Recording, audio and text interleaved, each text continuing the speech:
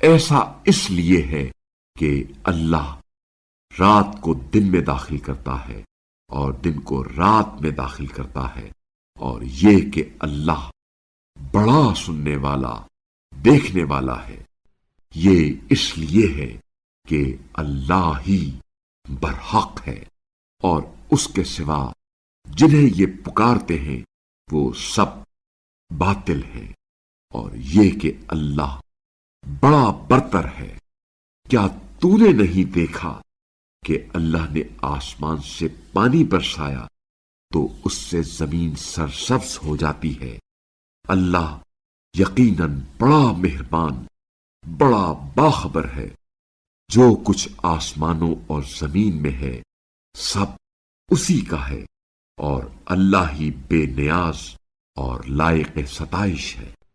کیا تم نے نہیں دیکھا کہ اللہ نے تمہارے لیے زمین کی ہر چیز کو مسخر کر دیا ہے، اور وہ کشتی بھی جو سمندر میں باحکم خدا چلتی ہے، اور اسی نے آسمان کو تھام رکھا ہے کہ اس کی اجازت کے بغیر وہ زمین پر گرنے نہ پائے۔ یقیناً اللہ لوگوں پر بڑا مہربان، رحم کرنے والا ہے۔ اور اسی نے تمہیں حیات عطا کی، پھر وہی تمہیں موت دیتا ہے، پھر وہی تمہیں زندہ کرے گا۔ انسان تو یقیناً بڑا ہی ناشکرا ہے۔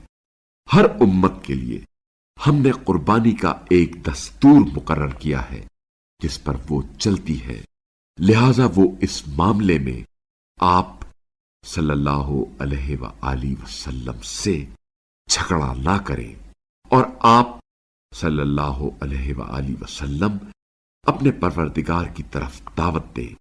آپ یقیناً راہ راست پر ہیں۔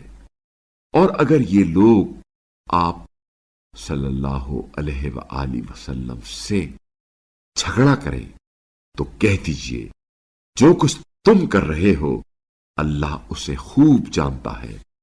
اللہ بروز قیامت تمہارے درمیان ان چیزوں کا فیصلہ کرے گا جن میں تم اختلاف کرتے رہے ہو۔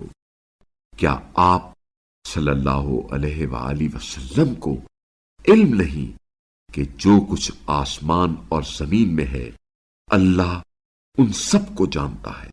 یہ سب یقیناً ایک کتاب میں درج ہے۔ یہ اللہ کے لیے یقیناً نہایت آسان ہے۔